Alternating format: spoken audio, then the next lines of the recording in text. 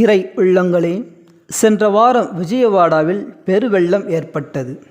பல ஆயிரக்கணக்கான மக்கள் தண்ணீரால் பாதிக்கப்பட்டனர்.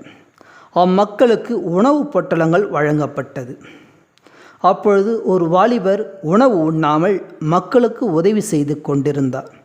அதை கண்ட வயதான பாட்டி ஒருவர் அந்த வாலிபர் அருகில் சென்று, தம்பி, இந்த உணவுப் பொட்டலம் வாங்கி சாப்பிடு. அந்த வாலிபரோ, வேண்டாம் பாட்டி, நீங்கள் சாப்பிடுங்க, நான் அப்புறம் சாப்பிடுகிறேன் என்று கூறினார்.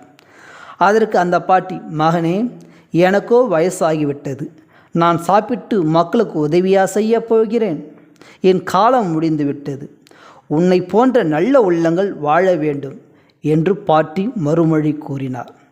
இதுதான் இறை உள்ளம் என்பது. தன்னலமின்றி மற்றவர் நலனில் அக்கறை காட்டினார் அந்த வயதான பாட்டி ஒருவர். இன்றைய நற்செய்தியில் இயேசு குணப்படுத்துவாரா இல்லையா என்ற கருத்துத்தான் மற்றவர்களுக்கு இருந்தது. ஆனால் இயேசு ஒரு மனிதனுடைய வாழ்க்கையில் முக்கியத்துவத்தை காட்டினார்.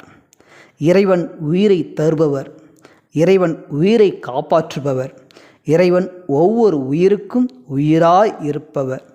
ஆகவே நாமும் இறையுள்ளத்துடன் மனித நலனில் அக்கறையுடன் வாழ முயற்சி செய்வோம். ஜெபிப்போம்.